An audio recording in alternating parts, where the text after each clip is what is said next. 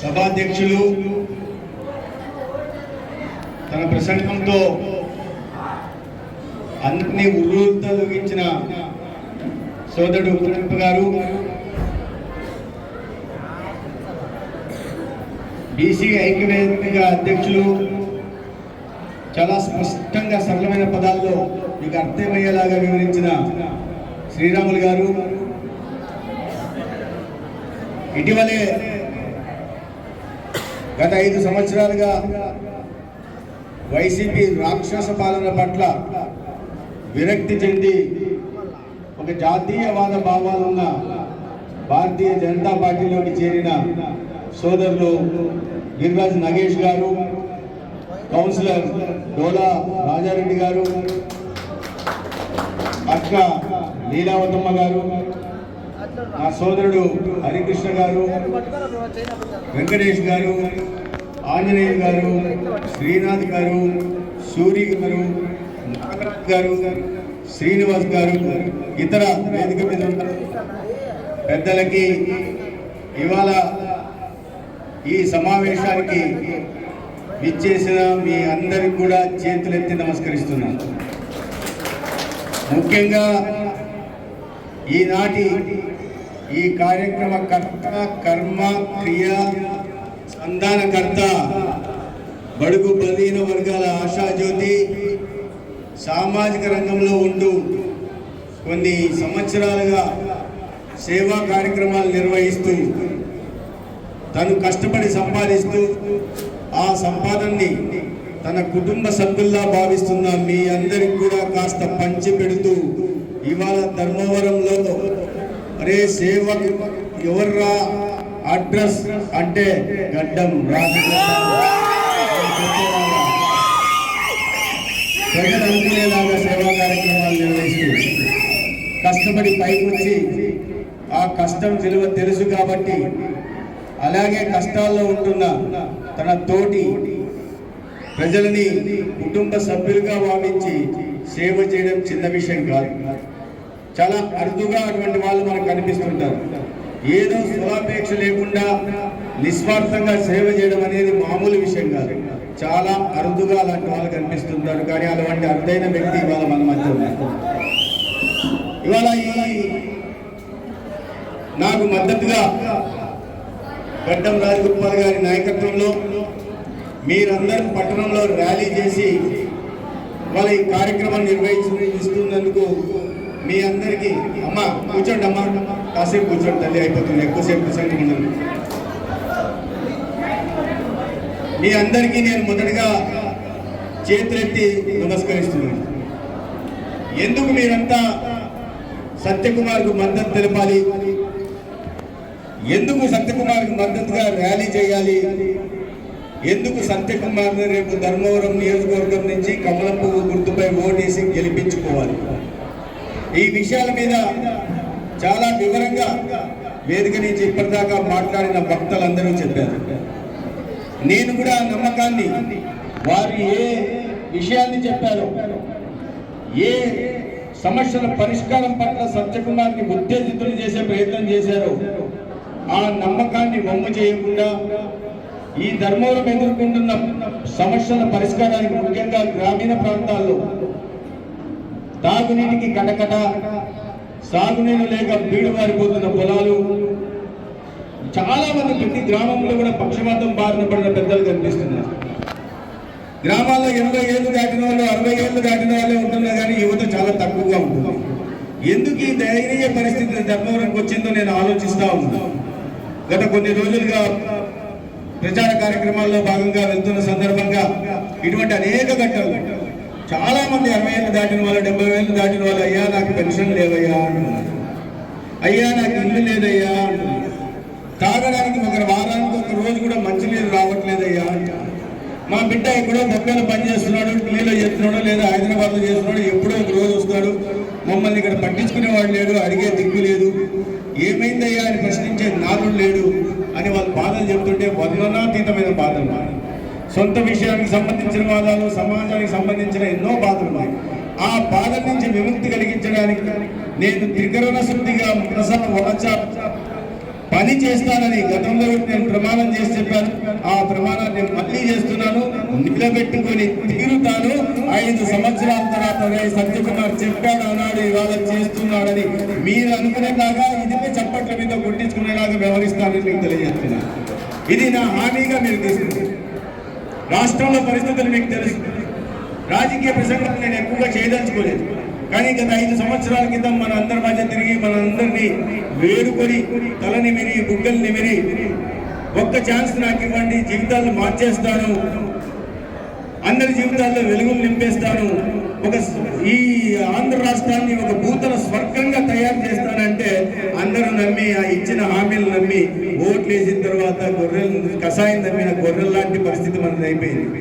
ఏరు దాటిన తర్వాత బోడి మల్లన్న అన్న చందంగా మనల్ని అన్ని వదిలేశారు. ఈ వర్గం అని కాదు, ఆ వర్గం అని కాదు, వ్యవసాయ రంగం అని కాదు, లేకుంటే బీసీలని కాదు, లేదా దళితులని కాదు, ప్రతి ఒక్కరిని ఎవరి పట్ల ఎవరి వివక్ష చూపకుండా, ఎటువంటి వివక్ష చూపకుండా అందరికీ సమానంగా అన్యాయం చేశాడు ఈ రాష్ట్రంలో ముఖ్యమంత్రిగా ఉంటున్న జగన్మోహన్ రెడ్డి.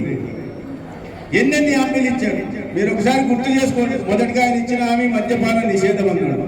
మన రాష్ట్రంలో మద్యపాన నిషేధం అమలు అవుతుందా? అమలు కాకపోగా తనే డిస్టిలరీలు అన్నింటినీ కొనేసి లేదా బలవంతంగా లాక్కొని ఆ డిస్టిలరీలో తన సొంత బ్రాండ్లు తయారు చేసుకుంటూ 60 రూపాయలు ఉంటున్న క్వార్టర్ బాటిల్, నాకు లెక్క తెలియదు ఎంతుందో ఇప్పుడు క్వార్టర్ బాటిల్ దగ్గర 60 రూపాయలు ఉంటున్న క్వార్టర్ బాటిల్ని 200 చేసి ఆ డబ్బుని కొంత మాత్రమే ప్రభుత్వానికి చూపి మిగతాదంతా తీసుకెళ్లి నేలమాలిగల్లో, మారిషియస్లో, దుబాయ్లో, బయట దేశాల్లో ఆయనకు అకౌంట్లు ఉన్నాయి, వాటిల్లోకి దారి మళ్లించుకుంటున్నాను. దగ్గర 40,000 కోట్లు గత 5 సంవత్సరాల్లో మద్యపానం నిషేధం చేస్తానన్న వ్యక్తి ఆ నాసిరకం మద్యం దాపి మనం అందరి ఒళ్ళు గుల్ల చేసి అక్క చెల్లెల పుస్తలు తెప్పి తన ఖజానా మాత్రం తెప్పుకుంటున్నాడు. ఈ హామీ నెంబర్ 1 పోయింది.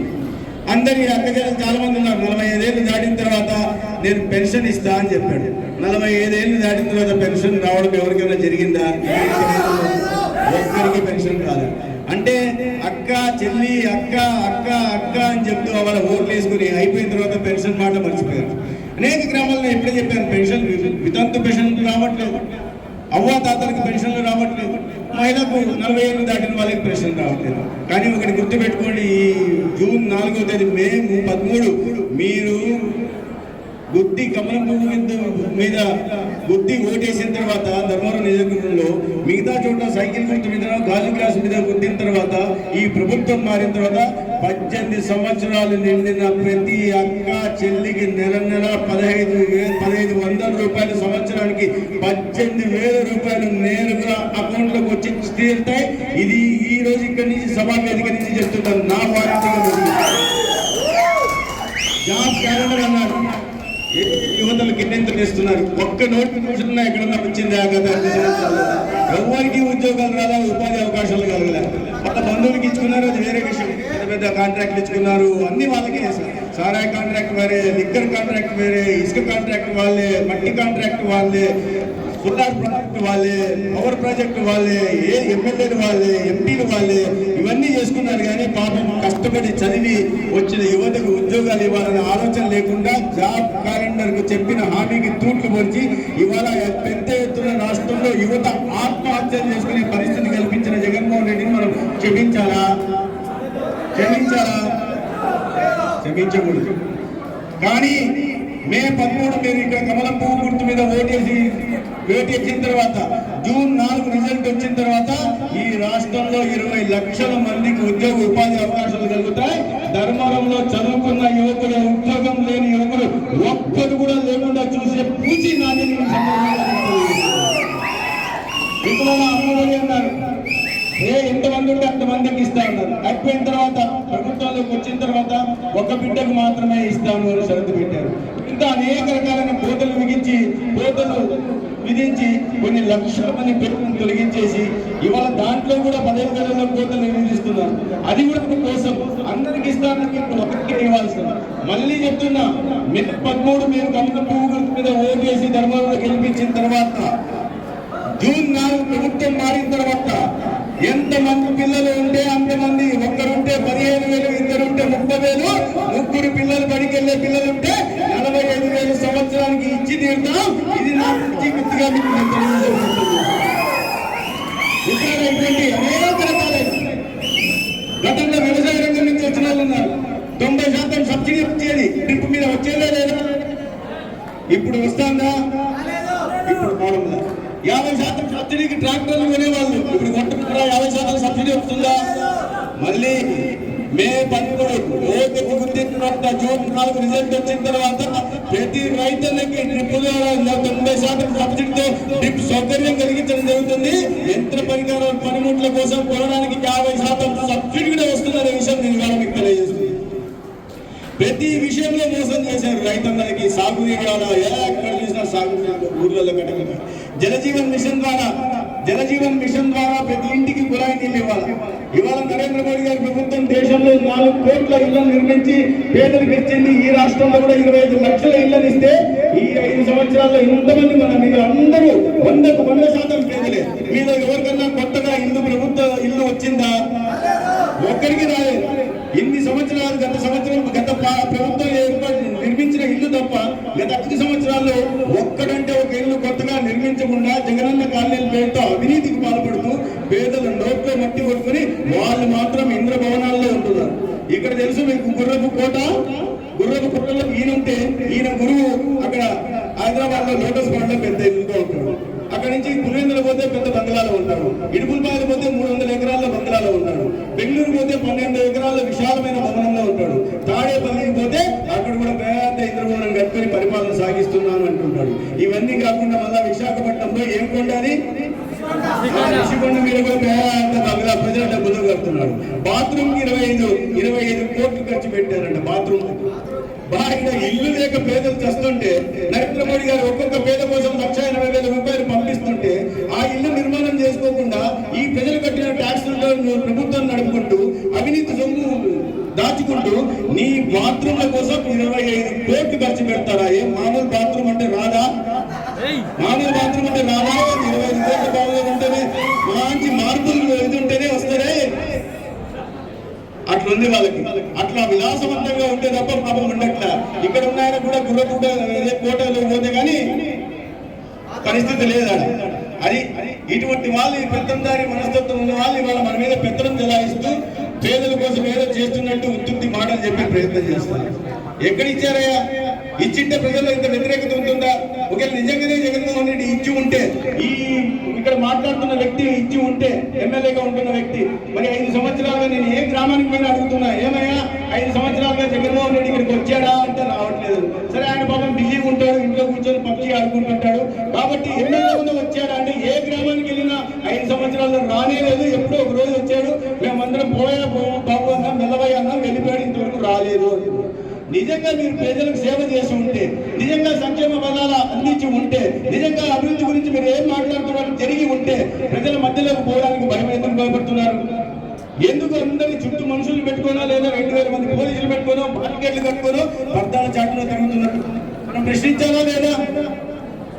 ప్రజలకు చేసి ఉంటే అంత భయపడిపోవాల్సిన అవసరం ఏముంది?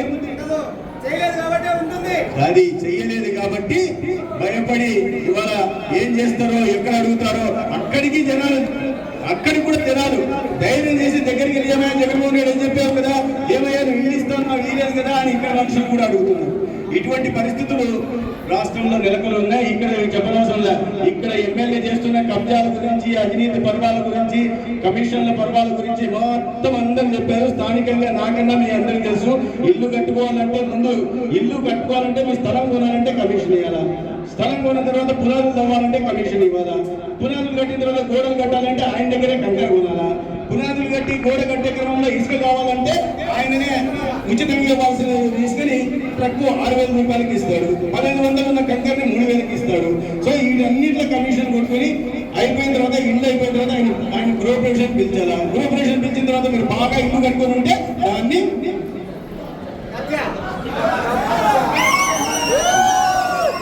ఇది పరిస్థితి. వీళ్ళు చేసే అన్ని మోసాలే. ఓ చిన్న ఉదాహరణ చెప్తా జగన్మోహన్ రెడ్డి గారు దీనికి. ఈ ఉదాహరణ చెప్పి నేను ముగించేసే ప్రయత్నం చేస్తాను. మీకు వాహన మిత్ర అనే కార్యక్రమం తెలుసు. నేను ఒక సమావేశంలో ఉంటే ఒక సోదరుడు లేచి, అన్నా జగనన్న వాహన మిత్ర కింద 10,000 రూపాయలు ఇస్తున్నాడు కదా అని. అవును తమ్ముడు అన్న, మరి మంచి పనే కదా అన్న. నేను ఒక మాట అడిగాను, తమ్ముడు నేను ఒక మాట చెప్పు, నాకు నువ్వు రోజుకు ఎన్ని కిలోమీటర్లు పోతావు సగటున చెప్పు అన్నా. అంటే నేను 100 కిలోమీటర్లు ప్రయాణం చేస్తా అన్నా. 100 కిలోమీటర్లకి పెట్రోల్ ఎంత అవుతుంది అన్న? 110 రూపాయలు, 112 అంటే 110 వేసుకో చాలు అన్న. 110 అంటే ఎంత అవుతుంది అని? 1100 అవుతుంది. 1100 పెట్రోల్ అవుతుంది 10 లీటర్లకి. 10 లీటర్లు నేను వాడతాను. నేను చెప్పే బాబు, పక్కన కర్ణాటకలో ఇతర రాష్ట్రాల్లో లీటర్లు 98 రూపాయలే. నువ్వు 12 రూపాయలు ఎక్కువ పెడుతున్నావు. 10 రూపాయల పైన 10 రూపాయలు 10 లీటర్లు ఎంతైంది? 120 రూపాయలు ప్రతిరోజు అయింది. 120 రూపాయలు 10,000కి ఎంతైంది? 1,200 అయింది. నెల రోజులకి ఎంతైంది? 3,600 అయింది. 3,600 అయింది. సంవత్సరానికి ఎంతైంది? 72,000 అయింది. నీకు సంవత్సరానికి ఆయన ఇచ్చేది ఎంత? 10,000. నీకు బొక్క ఎంత? 62,000. ఇది 62,000. నేను చెప్పా, నేను దాంతో ఆగలేదు అన్నా, నేను 62,000 నష్టపోతున్నానా అన్నాను. నేను చెప్పా, లేదయ్యా దాంతో ఆగలేదు, ఇంకా ఉంది. నువ్వు యాక్చువల్గా నువ్వు వాడుతున్న రోడ్డు సరిగా లేకపోతే వల్ల నువ్వు సెకండ్ గేర్లో పోవాలి. అవునన్నా, సెకండ్ గేర్లో పోవాలా, లేకుంటే గుంతల్లో పోతావు కదా. గుంతల్లో పోవడం వల్ల నీకు పెట్రోల్ సగమే ఖర్చు అవుతుంది. నువ్వు ఎక్కువ డబుల్ చేయాల్సి వస్తుంది. అంటే ఇంకో 10 లీటర్లు ఎక్కువ కొనాల్సి వస్తుంది. ఇంకో 10 లీటర్లు ఎక్కువ కొనాలంటే అది మొత్తం విడిగా చేయాల్సి ఉంది. అంటే అదొక 1100 మళ్ళా సపరేట్. రోజుకి 1100 సపరేట్. నీకు తెలియదు, నీ మీద పడతాను. నేను దాన్ని లెక్క వేసుకుంటాను. రోజుకి 10,000 అంటే 11,000. 10 రోజులకి 33,000 మళ్ళా. అది లెక్కేసుకో అని చెప్పాను. అరే ఇంత నష్టపోతామా? అది మొత్తం వేసేసరికి 2,25,000 అవుతుంది. 2,25,000 అవుతుంటే నీకు ఆయన ఇస్తున్నది ఎంత? నీకు బొక్క ఎంత? 2,15,000. ఇవన్నీ కాకుండా బోనస్ ఒకటి ఉంది నాయన అన్న. ఏందన్నా అన్న?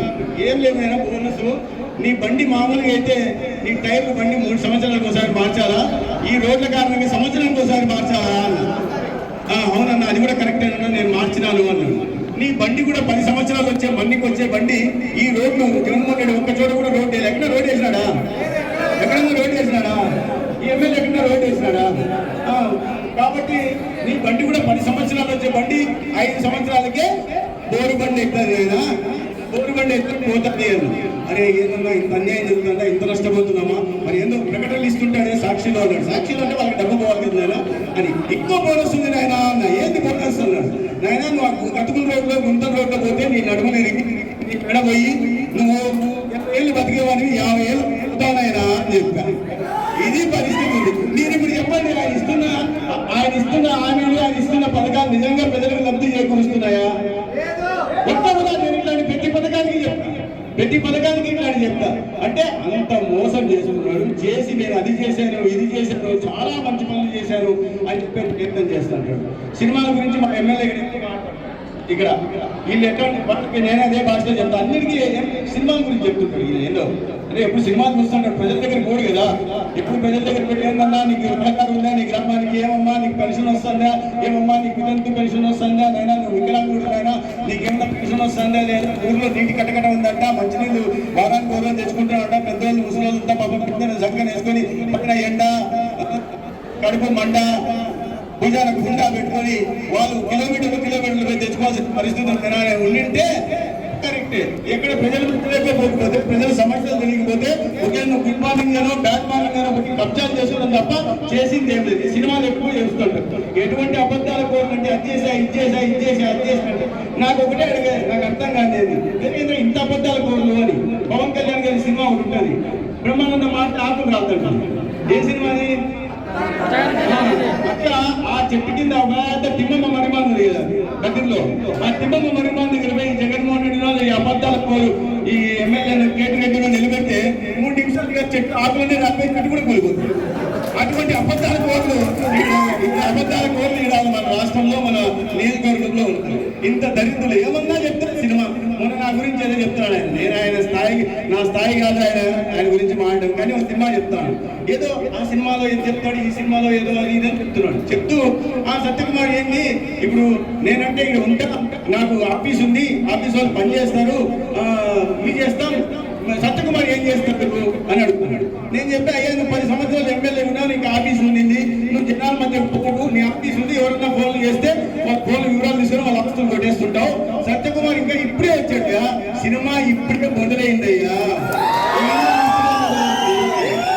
నేను ఇప్పుడే వచ్చింది, నువ్వు 10 ఏళ్ళు ఏం చేసింది లేదు, ఏమి బీకింది లేదు, కథ కట్టింది లేదు.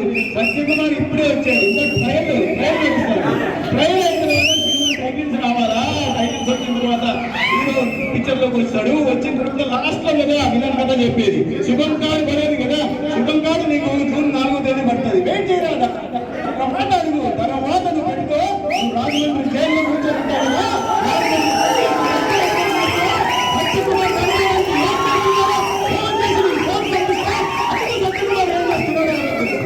నిర్మాణం గురించి, అభివృద్ధి గురించి సత్యకుమార్ ఏ రకంగా ప్రయత్నం చేస్తున్నాడు, ఒక్కొక్క పేదకి ఒక్కొక్క వర్గానికి ఏ రకంగా న్యాయం చేసే ప్రయత్నం చేస్తున్నాడు, ఒక్కొక్క సమాజానికి ఎటువంటి కమ్యూనిటీ హాలుగా చేస్తాడా, ప్రతి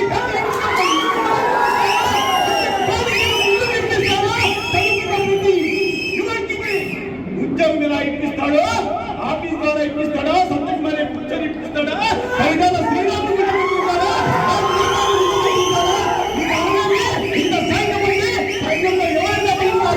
ప్రజలు పని చేసి పెడతాడు అని ఆ రోజు అడగమని చెప్పాలి.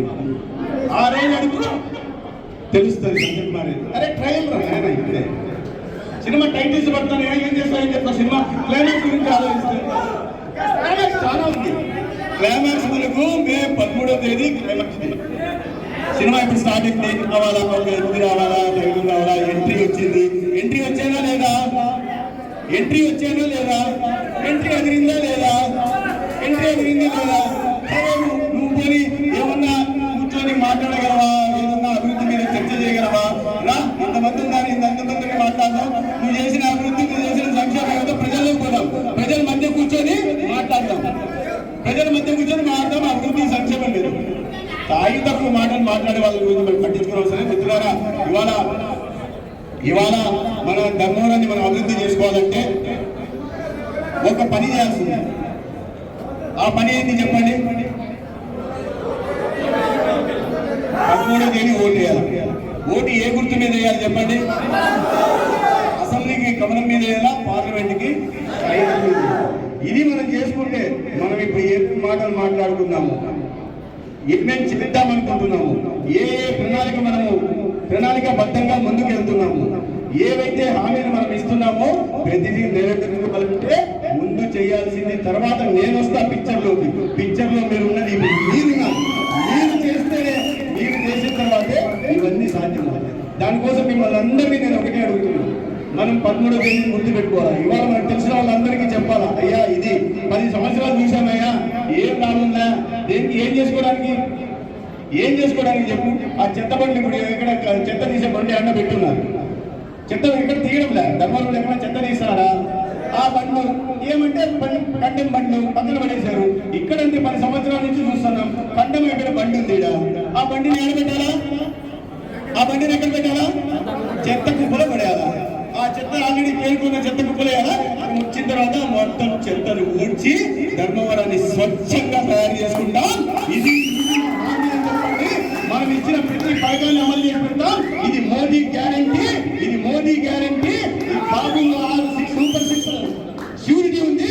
ఈ పనులన్నీ చేసి పెట్టడం సత్యకుమార్ వారెంట్ అని మీరు చెప్పండి.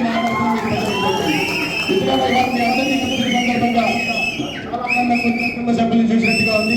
ఇటువంటి మంచి కార్యక్రమాన్ని ఏర్పాటు చేసినందుకు నేను సోదరుడు రాజకుమార్కి ప్రత్యేకంగా ధన్యవాదాలు తెలియజేసుకుంటూ ఇంతసేపు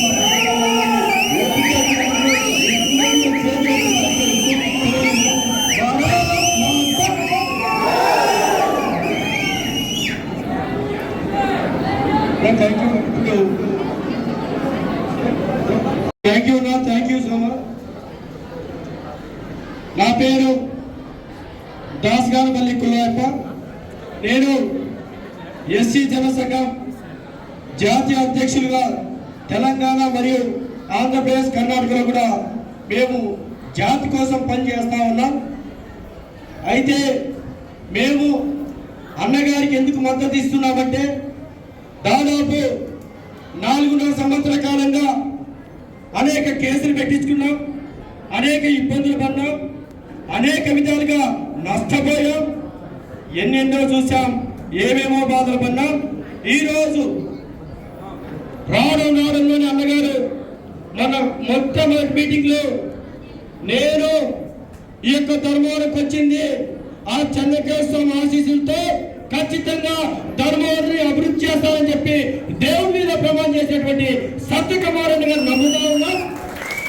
అదేవిధంగా మేము ఒక తల్లికి పుట్టకపోయినా సరే ఒక అన్నదమ్ములనే దాదాపు 9 సంవత్సరాలుగా కలిసిమెలిసి ఉంటూ నాకు అన్నగా అనునిత్యం నన్ను కాపాడుకుంటూ వస్తున్నటువంటి మా అన్న గడ్డం రాజగోపాల్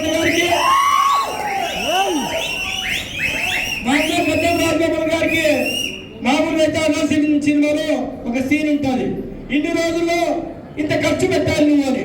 అది హీరోయిన్ టాస్క్ ఇస్తారు, ఆ టాస్క్ ని ఎలా ఫిల్ చేయాలని చెప్పి రజనీకాంత్ చేస్తా ఉంటాడు. అయితే మా అన్నకి ఏంటంటే హైదరాబాద్ లో వ్యాపారం చేస్తాడు, ఎక్కడెక్కడో వ్యాపారం చేస్తాడు. తమ్ముడు ఒక 2 కోట్ల డబ్బులు వచ్చినాయి, ఎలా ఖర్చు చేద్దాం జనాల కోసం, ధర్మవరం ప్రజల కోసం ఏం చేద్దాం, ఆ డబ్బులు అయిపోయే వరకు వదిలిపెట్టాడు ఆయన. ఖచ్చితంగా కంప్లీట్ చేయాలి, ఆ తర్వాత మనశ్శాంతిగా నిద్రపోయాలి. ఇటువంటి వ్యక్తిని ఎవరైనా చూసాం మనము, ఒక్కసారి మీరంతా ఆలోచించుకోవాలి. ఇటువంటి వ్యక్తి ఈరోజు రాజకీయ నాయకులు దాచుకోవడం దోచుకోవడం తప్ప పెట్టిన సందర్భం ఎక్కడైనా ఉందా? ఇంకో సందర్భం ఎప్పుడో తిరుపతిలో చూస్తూ ఉంటాం, నిత్య కళ్యాణం నిత్యం అన్నదానం అని.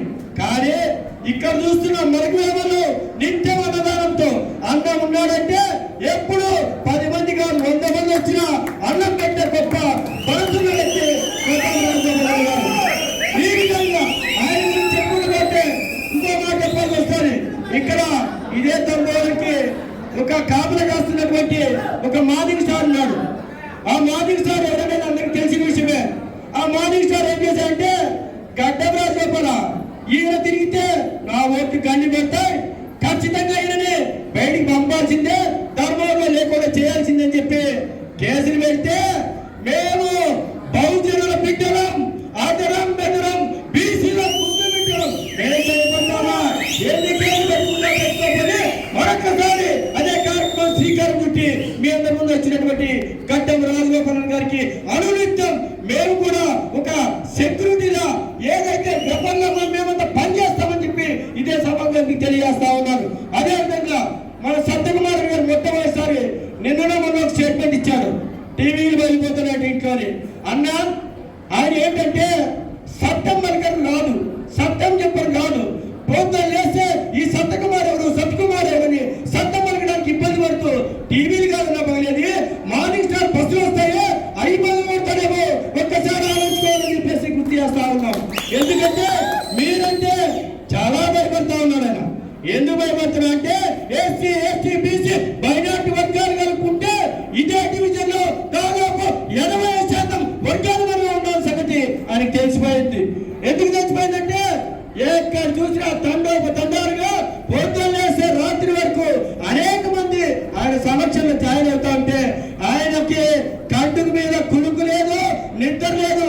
అదేదో గుర్రాల గుట్ట దగ్గర పండుకుందామంటే టైం తక్కువ ఉంది, దిక్కుదోసిన పరిస్థితిలో ఉన్నాడన్న ఆయన. మేము నిజంగా సత్యమోహన్ గారికి మొట్టమొదటిసారి మేము అనుకున్నాం, అన్న ధర్మవరం ఏంది చాలా కష్టం అబ్బా. ఎందుకంటే దాదాపు 70 సంవత్సరాల తర్వాత ఒక బీసీకి అవకాశం వచ్చింది. 70 సంవత్సరాల తర్వాత అదేదో అనుకోరగా దాదాపు 10 సంవత్సరాల కింద ఒక మహానుభావుడు ఆయన పుణ్యాలంటూ ఆ బీసీ నాయకుడు కొట్టుకునే పరిస్థితి వచ్చింది. కానీ ఈ రోజు అన్ని వర్గాలు కూడా చేతులు కట్టుకొని అన్న ముందు నిలబడి పనిచేయాల్సిన పరిస్థితి తీసుకొచ్చినటువంటి సత్యకి మనస్ఫూర్తిగా మనం తెలియజేస్తా ఉన్నాం. ఎందుకంటే మనకు కావాల్సింది ఆస్తులు కాదు, అంతస్తులు కాదు, కేవలం మనస్ఫూర్తిగా ఉండగలిగే ఆత్మగౌరవం కావాలి. అదే ఆత్మగౌరవాన్ని సత్యమే ఇస్తారని చెప్పి మనస్ఫూర్తిగా నమ్ముతా ఉన్నాం ఈరోజు. ఎందుకంటే ఆత్మగౌరవాన్ని మించిన ఆస్తులు లేవు, ఆత్మగౌరవాన్ని మించిన ఏ ఒక్క చట్టంలో కానీ హక్కులు లేవు. ఎందుకంటే మన మనస్సాక్షి మనకు ముఖ్యం. ఎక్కడైనా కానీ ఏదైనా తీసుకుంటే ప్రమాణం చేపిస్తారు. ఎక్కడైనా కానీ మనము ఎమ్మెల్యే ఎన్నికలప్పుడు ప్రమాణం చేపిస్తారు. అటువంటి ప్రమాణం మనకు సత్యంగా ఇస్తా ఉన్నారు. ఎవరికి అన్యాయం జరిగినా వారి వెంట నేను కష్టంగా ఉంటాను, వారిని కాపాడుకుంటానని చెప్పిన గొప్ప వ్యక్తిగా సత్యనివారణ కనపడతా ఉన్నారు. ఈరోజు ఇంత గొప్ప వ్యక్తి ధర్మానికి రావడం నిజంగా మనందరూ చేసుకున్న పుణ్యం. ఆయన వస్తూ ఒక మాట నాకు ఫోన్లో చెప్పాడు, తమ్ముడు మీరు మమ్మల్ని ఆహ్వానిస్తున్నారు, అదేదో అనుకోని దైవ సంకల్పంతో చేస్తున్నారు, మీకు భక్తులుగా మీరు ఒక దేవులుగా ఉంటారని చెప్పి ఖచ్చితంగా మనస్ఫూర్తిగా నమ్ముతా ఉన్నాం. ఎందుకంటే మీ మీద నమ్మకం ఉంది, భరోసా ఉంది, మీలో తెగింపు ఉంది, మీలో అన్ని విధాలుగా రాజకీయ చైతన్యం ఉంది.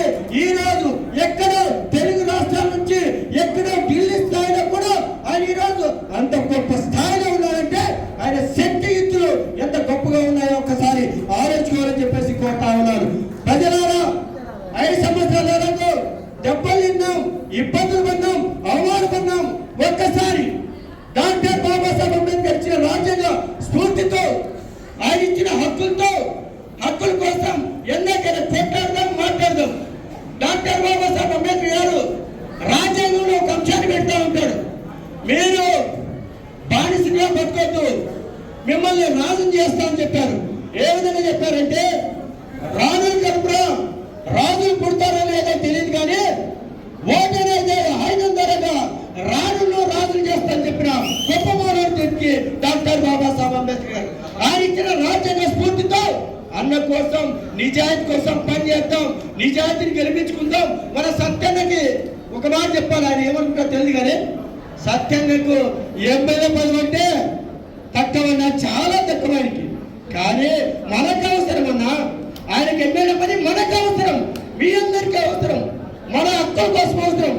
ఆయనే ఇక్కడ ఎమ్మెల్యేగా నిలబడితే కొన్ని వేల కోట్ల కంపెనీలు తీసుకొస్తాడు, నిరుద్యోగ శాతాన్ని తగ్గిస్తాడు, ఉద్యోగాలు ఇవ్వగలుగుతాడు. అదేవిధంగా ఎవరికైనా సరే సమస్య వస్తే అర్ధరాత్రి కూడా నిలబడగలుగుతూ ఉంటాడు. ఇంకో మాట చెప్తా ఉన్నాను, ఈ పేరు ఇక్కడ చెప్పకూడదేమో, ఒక సిఐ గారు ఇక్కడే మునుగుమ దగ్గర. ఆయన ఏంటంటే నువ్వు ఎలా పోతావు బీజేపీకి, నేను అంత చూస్తానని చెప్పి ఒక నాయకుడు మాట్లాడితే ఆ నాయకుడు అన్నకు ఫోన్ చేసి, అన్న నాకు ఇక్కడ సమస్య ఉందంటే ఒక్క నిమిషం అట్లా లైన్లో ఉందని చెప్పి ఇక్కడ ఉన్న ఎస్పీ గారికి ఫోన్ చేసి, ఏంది ఎస్పీ గారు మీ పరిస్థితి, ఎందుకు మా వాళ్ళని ఇబ్బంది పెడతామంటే సార్ మాకు తెలియదు అన్నారంటే ఎస్పీ గారు. ఆ వెంటనే అన్న ఏమంటాడంటే మీకు తెలియకుండా మీ కింది స్థాయి నాయకులు ఏ విధంగా పని చేస్తారో అయితే 5 నిమిషాల్లో ఆ సమస్య కాకపోతే తర్వాత మీ జగన్మోహన్ వచ్చిన మీరు కాపాడుకోలేరని చెప్పి గట్టిగా చెప్పిన గొప్ప వ్యక్తి సత్యన్న గారు. ఈ విధంగా చెప్పుకుంటూ పోతే సమయం తక్కువగా ఉంది కాబట్టి అందరూ బాధపడుతూ ఉంటారు. ఎందుకంటే నేనే 2 నిమిషాలు అని చెప్పేసి నేనే 10 నిమిషాలు టైం తిన్నా అనుకో, మీరంతా అందరూ ఫీల్ అవుతారు. కాబట్టి దయచేసి ఇంకా చాలా మంది చెప్పాలనుకుంటే దయచేసి ఏమైనా తప్పులు ఉంటే కూడా మరొకసారి క్షమించాలని కోరుకుంటూ గడ్డము రాజగోపాల నాయకత్వం, గడ్డము రాజగోపాల నాయకత్వం, సత్యకుమార్ నాయకత్వం, సత్యకుమార్ నాయకత్వం. జై Hind. Thank you very much. ఇప్పుడు ఒక 2 నిమిషాలు కళాకారులు రిక్వెస్ట్ చేశారు, ఒకే ఒక 2 నిమిషాల్లో సాంగ్ ముగించిన తర్వాత కార్యక్రమం ముగించే పలుకుదాం. ఒకసారి కళాకారులు ఎక్కడున్నారో దయచేసి డయాస్ పైకి రావాల్సిందిగా వారిని విజ్ఞప్తి చేస్తా ఉన్నాను.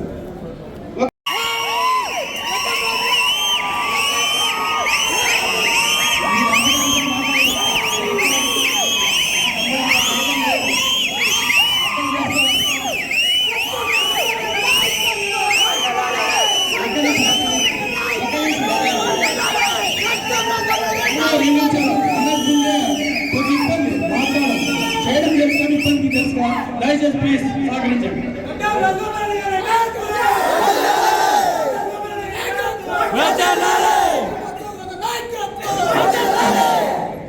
ఇక్కడికి వచ్చిన అక్కలకు, అన్నలకు, పెద్దలకు అందరికీ నేను సరస వచ్చి మీ పాదాభివందనం చేస్తున్నాను.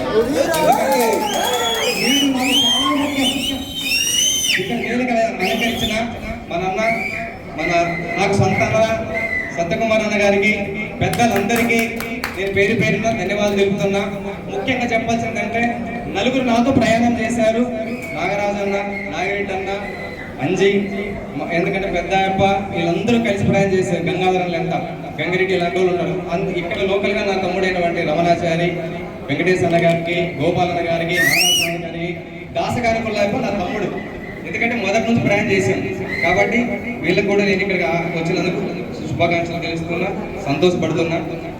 మరి ముఖ్యంగా ఇక్కడికి సమావేశమైనందుకు మన ర్యాలీ ఎందుకు పెట్టుకున్నామన్నందుకు 2 నిమిషాలు చెప్తాను. ఎందుకంటే తప్పులు ఏమైనా క్షమించండి, బాగా అర్థం చేసుకోండి నా బాధను. ఇక్కడికి మనందరం సమావేశం కారణం ఏంటంటే, నేను ధర్మంలో గతంలో చాలాసార్లు గుడి వెనుక ధర్మాల ప్రోగ్రాం పెట్టాను. పల్లెల్లో పొద్దున్నే గుడ్ మార్నింగ్ అని, ఎందుకంటే 2 నిమిషాలు ఒక 2 సబ్జెక్టులు అన్న దగ్గరికి తీసుకెళ్ళాలనుకుంటున్నాను. అన్న, ఈ అనంతపురం జిల్లాలో అడవి బంగారం అనేది ఒక పంట ఉందన్నా, ఎందుకంటే వర్షాధారం మీద ఆధారపడే పంట మాత్రమే ఈ రైతులకు చేకూరుస్తుందన్న. అడవి బంగారం అనే పంట ఏంటంటే అన్న, గొర్రెలు కాసుకుంటే మాత్రమే వాళ్ళ జీవనాధారం ఏర్పడుతుందన్న. ఎందుకంటే అన్న, వాళ్ళకు ఒక 100 గొర్రెలకు మందులు తీసుకొచ్చుకోవాలంటే 5,000, 6,000 రూపాయలు కూడా దొరకని పరిస్థితులు ఉంటుందన్న. 500 రూపాయలు దొరకాలంటే ఒక పెళ్లికి వెళ్ళాలన్నా, ఒక శుభకార్యానికి వెళ్ళాలన్నా, ఒక చావుకి వెళ్ళాలన్నా భార్య గొర్రెలు కాక ఉండాలా, భర్త గొర్రెలు కాసుకోవాలి. వాళ్ళు ఎందుకు కష్టపడుతుంది ఎందుకంటే వాళ్ళ కుటుంబం కోసం, కొడుకులు చదివించుకోవాలా, పిల్లలు పెళ్లి చేయాలని. వాళ్ళని కొద్దిగా దృష్టిలో పెట్టుకోవాలన్నా, వాళ్ళకి పెద్ద ఖర్చు అంటే ఏముండదన్నా. వాళ్ళకు చిన్న ప్రతి 6 నెలలకు ఒకసారి గొర్రెల కిట్లు కానీ మందులు ఇవ్వాలని మా తరఫున మేము అడుగుతున్నామన్న మిమ్మల్ని. ఇది మీరు బాగా ఆలోచన చూడాలన్నా. ఈ ధర్మవరం నియోజకవర్గంలో 14,000 కుటుంబాలు ఉన్నాయన్న, గొర్రెల మీద ఆధారపడి బతుకున్న కుటుంబాలు. వాళ్ళు చేయాలన్నా. తర్వాత ధర్మాల్లో గుడివిని ప్రోగ్రాం మీకు పెట్టాము. గుడివిని ప్రోగ్రాం పెట్టడం వల్ల పేదవాడికి అన్నం పెడితే ఓర్చుకోలేని గుణం ఉన్నవాడు మన ఎమ్మెల్యే కేతిరెడ్డి గారు. ఎందుకంటే మీ అందరికీ తెలుసు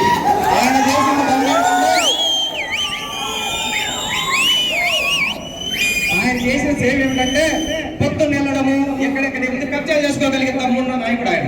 మేము అలాంటి వాళ్ళం కాదు, మంచి మనసున్న నాయకులు. మోసపోతున్న గుణాలు లేవు మాలో. ఎవరికి కష్టం వస్తే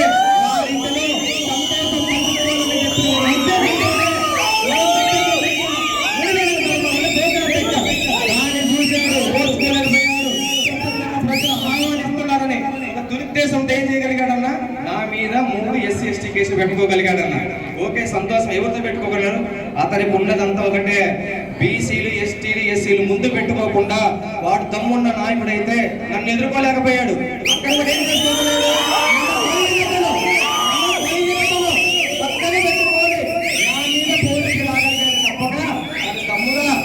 పోటీపడి కానీ నేను సేవ చేస్తాను కానీ రాలేకపోయాడు.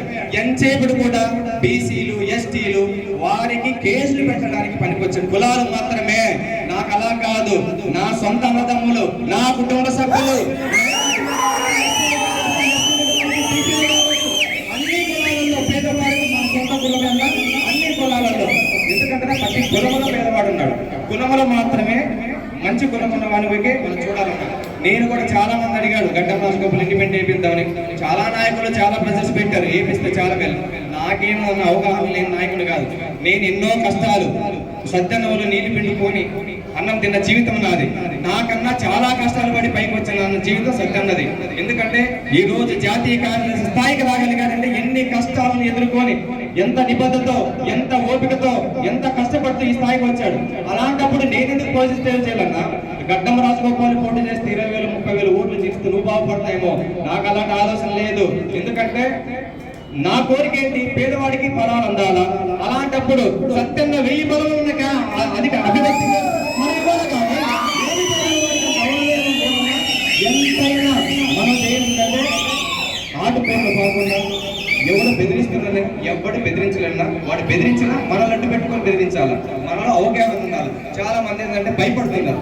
అన్న, మన భయపడే పని లేదు. ఎప్పుడు మనం ధైర్యంగా బయటకు రాగలుగుతామో, పలానా వ్యక్తి తను ఎంబడున్నాడు, కాప్ చేయగలుగుతాడు అన్నప్పుడు వాడు రావడం అనేది అసంభవం మాట అన్న. అందుకనన్నా సత్యకుమార్ మనం బాగా గెలిపించుకోగలిగితే ఈ ధర్మాల్లో చేనేత సమాజం అభివృద్ధి చెందుతుంది. ముదుగుపులు కూడా చాలా స్కూళ్ళు కబ్జా చేయాలని చూస్తే మేము సొంత డబ్బులు పెట్టి డెవలప్మెంట్ చేసి గ్రౌండ్ పిల్లలకి ఇచ్చి ఇవ్వడం వల్లే నన్ను కేసులు పెట్టగలిగారు. ఎందుకంటే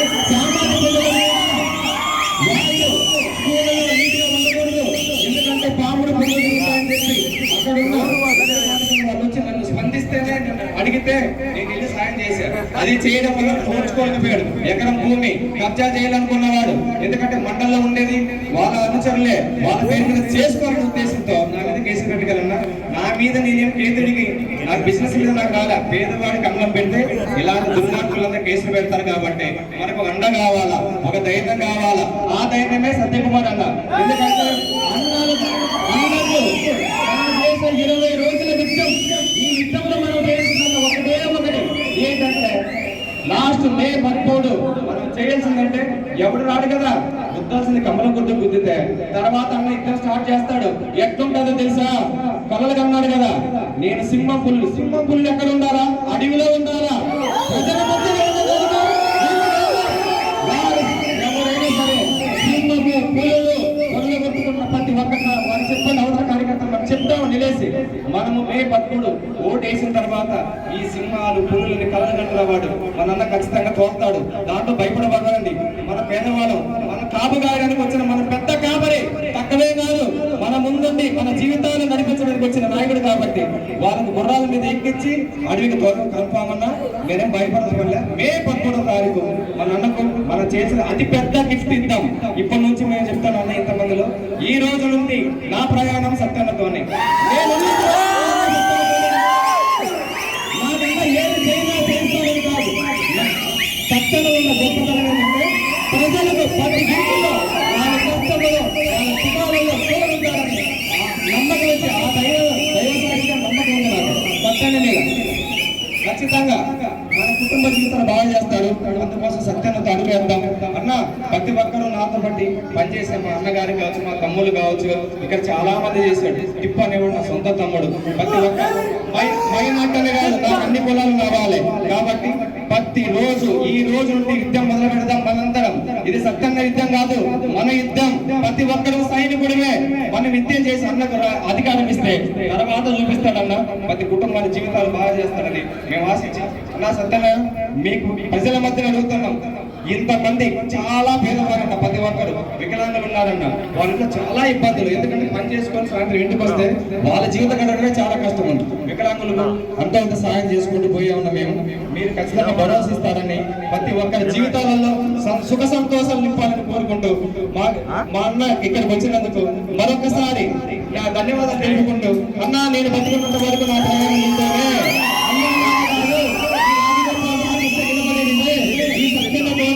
ఈ తమ్ముడు రామగోపాల ప్రయాణం ధన్యవాదాలు. ఇక్కడ మన ఎదురు మాట్లాడతారు. మనమంతా బాగా ఆలోచించండి. అన్న నాలా కాదు, ఎన్నో కష్టాలు పడి ఇక్కడ అంతా రీసెర్చ్ చేసుకొని వచ్చాడు. ప్రతి ఒక్క కుటుంబానికి మేలు చేయడానికి వచ్చాడు. మీరు ప్రతిదీ సత్యన్న మాట విని మన అన్న అడుగుజాలు వెళ్ళాలని కోరుకుంటూ మరొక్కసారి మీ అందరికీ శిరసు వచ్చి పాదాభివందనం చేస్తున్నాను. థ్యాంక్ యూ వెరీ మచ్ అన్న. ధర్మూరు ప్రజల కోసం, ఆశా జ్యోతిల అభివృద్ధి కోసం అనునిత్యం పని